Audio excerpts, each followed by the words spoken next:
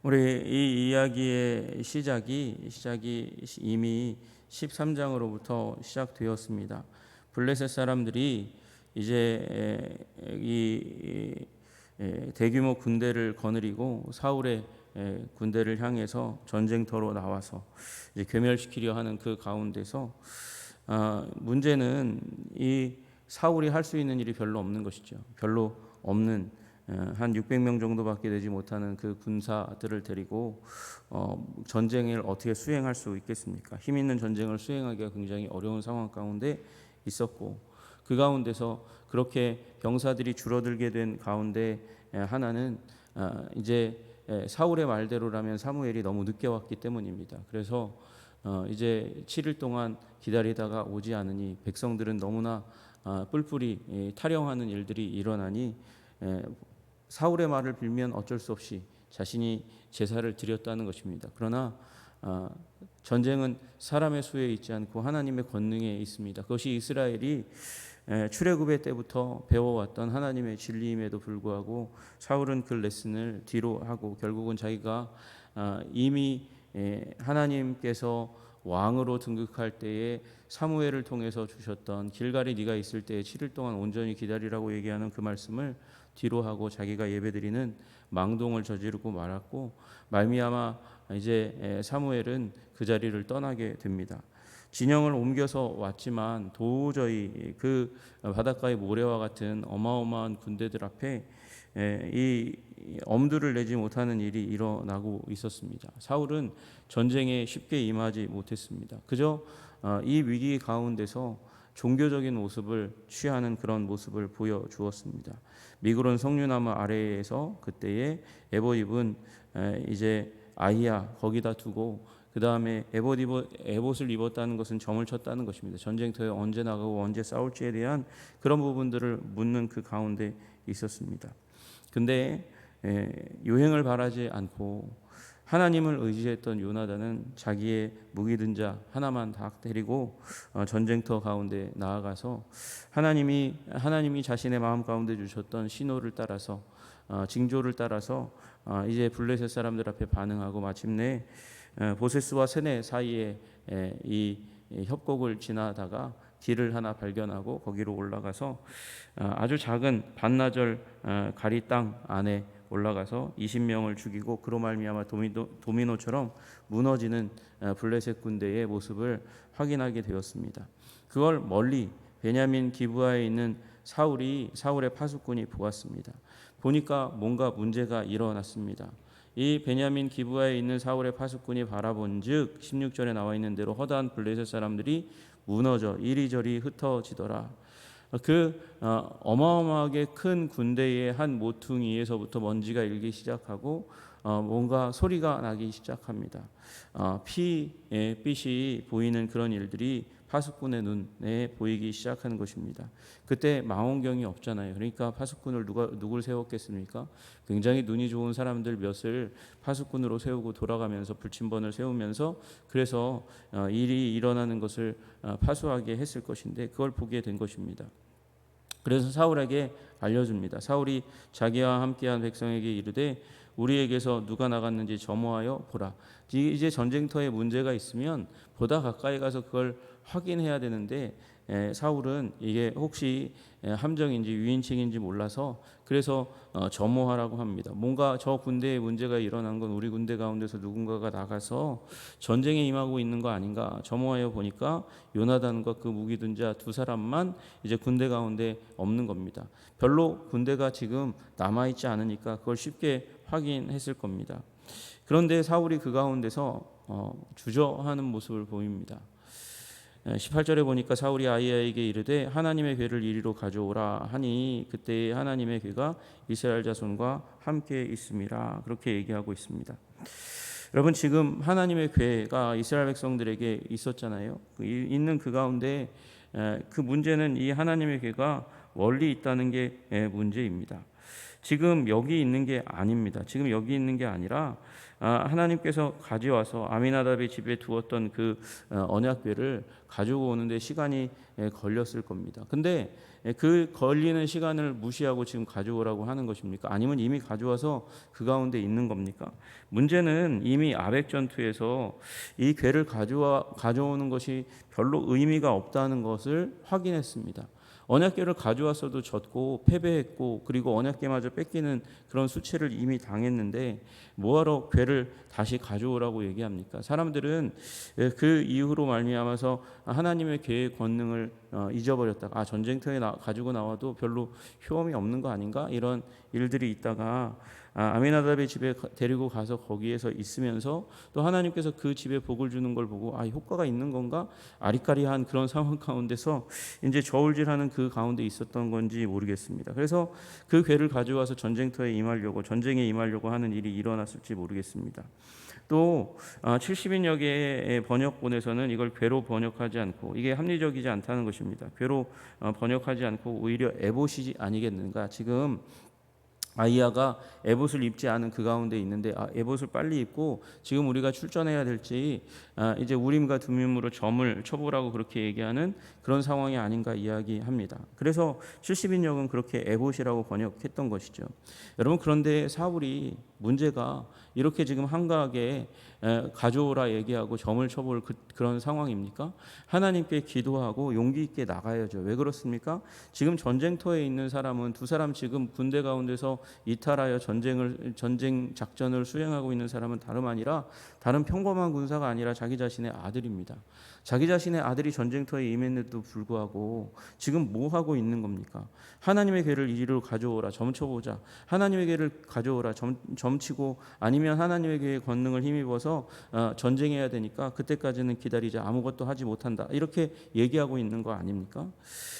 이 한심한 노릇입니다. 이게 종교적인 모습을 하려고 하는 그런 사울의 모습입니다. 사울이 배우가 다 돼버렸습니다.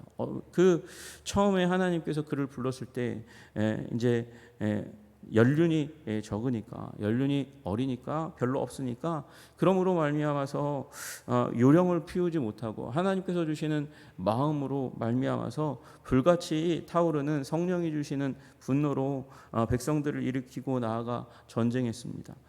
그런데 지금 사울은 왕의 역할을 수행하다 보니까 닳고 닳아서 그런지 얼마 되지도 않았는데 닳고 닳아서 그런지 지금 사람들 앞에서 종교적인 모습을 자꾸 포장하려고 하는 그런 모습이 보여집니다. 그게 이 사무엘이 오지 않았는데도 번제를 드리게 된 이유이기도 하고 오늘 여기에서 지금 점을 쳐보고 우리 나가자. 우리 이스라엘 백성에게 용기 얼마 되지 않는 이 백성들에게 용기를 줄 건 그거라고 생각하고 있는지 모르겠습니다. 그런데 그러고 나서는 사울이 제사장에게 말할 때 블레셋 사람들의 진영이 소동이 점점 더한지라 사울이 제사장에게 이르되 내 손을 거두라. 이제는 또 상황이 바뀌었어요. 전쟁이 점점 더 심해지니까 이제 가져와서 점치는 거 그만하라고 얘기합니다. 내 손을 거두라 하지 말라는 거죠. 점치지 말라는 것이죠. 그러고는 이제 그 백성들이 모여서 블레셋 사람 가까이 가는 일이 일어납니다. 이게 웃긴 겁니다. 여러분 사울이 이토록 부패하고 진실되지 못한 모습을 보이고 있는 것입니다. 아들을 구출하러 지금 혼비백산에서 나가도 이 백성들을 이제 균형을 잘 잡아야 되거든요. 리더니까 지금 아들을 구하기 위해서 그리고 하나님도 잊지 말아야 되는 그 상황 가운데 있으니까 하나님께 믿음을 두고 의지하고 기도하고 이스라엘 백성들을 격려해서 혼자만 나가는 거 아니니까요. 왕이니까요. 그래서 이끌고 나가야 되는데 이제 지금 와서는 손을 거두라 하고 그리고 전쟁터 가까이 가는 일이 일어납니다. 여러분 그 가운데 하나님이 하신 일이 있다는 것을 사울이 이제 발견하죠. 여러분 기억하시기를 바랍니다. 우리는 하나님의 사람이고 우리는 하나님 없이 인생 가운데 승리할 수 없습니다. 조금도 전진할 수 없는 존재들입니다. 그러나 사울의 백성이 600명밖에 되지 않고 블레셋의 백성들은 바다의 모래알과 같이 많고 거기에 전차 부대와 기마 부대가 있다 할지라도 하나님께서 우리의 편이시니 우리가 용기를 갖고 하나님께 기도하고 하나님의 관계 가운데 굳건하게 서면 승리할 수 있는 길이 열리는 줄로 믿으시기를 주님의 이름으로 축복합니다. 하나님께서 그 바다와 같은 모래알과 같은 바다의 모래알과 같은 어마어마한 군대들 가운데 이미 일하셨다는 사실을 보게 되는 것이죠. 그 혼란, 전쟁, 서로를 치고 치는 그 전쟁의 모습들 가운데서 도대체 어떻게 이런 일이 일어나나, 두 사람을 통해서 어떻게 이 블레셋 군대 가운데 이런 어마어마한 이 전쟁의 반전을 하나님께서 일으키시는 건가 확인하기 시작합니다. 전쟁터에 뛰어들어서 아들을 구해야 되는데 그거부터 먼저 하는 거예요. 보니까 무슨 일이 일어났나, 전에 블레셋 사람들과 함께하던 히브리 사람이 사방에서 블레셋 사람들과 함께 진영에 들어왔더니 그들이 돌이켜 사울과 요나단과 함께한 이스라엘 사람들과 합하였고, 그 모래알과 같은 이 블레셋 사람들 가운데서 보니까 히브리 사람이 섞여 있었던 겁니다. 강제 징집당해서 그 가운데 그 블레셋의 권세에 눌려서 이 블레셋의 군대 가운데 어쩔 수 없이 왔던 히브리 사람들이 그 안에 섞여 있었던 것이죠. 그런데 민족은 변하지 않고요. 민족의 정체성은 변하지 않습니다. 그들의 군대 옷을 입고 방패를 가지고 칼을 가지고 있다 할지라도 그들은 원래 자신이 히브리 사람이었고, 그 가운데서 어쩔 수 없이 생존을 위해서 이 이스라엘 백성들을 향해서 칼끝을 겨루고 있었는데, 그들이 지금 이 요나단이 일으킨 반전을 통해서 그 내부에서부터 일어나서 요나단과 합세해서 이 블레셋 사람들을 치는 이상한 반전이 일어나게 된 것입니다. 적들 가운데 우리의 편이 있는 그 하나님이 일으켜 놓으신 기회를 활용할 수 있는 일이 일어난 것이죠. 요나단이 움직이지 않았다면, 요나단이 나아가서 그 새로운 반전을 도모하지 않았다면 이 히브리 사람은 생존을 위해서 잘 움직이지 않았을 것입니다. 오히려 블레셋과 더불어서 이스라엘 치는데 합류했을 가능성이 훨씬 더 많습니다. 그럼에도 불구하고 하나님께서 일으키신 반전 때문에 이러한 이 이스라엘 백성에게 유리한 일들이 일어났던 것이죠. 게다가 22절에 도망갔던 사람들이 다시 나옵니다. 에브라임 산지에 숨어있던 이스라엘 모든 사람도 블레셋 사람이 도망함을 듣고 싸우러 나와서 그들을 추격하였더라. 이제 숨어있던 사람들까지도 전쟁의 상황이 너무도 좋지 않아요. 자신이 죽으면 가정에 경제적인 여망이 없습니다. 힘이 사라지는 것이에요.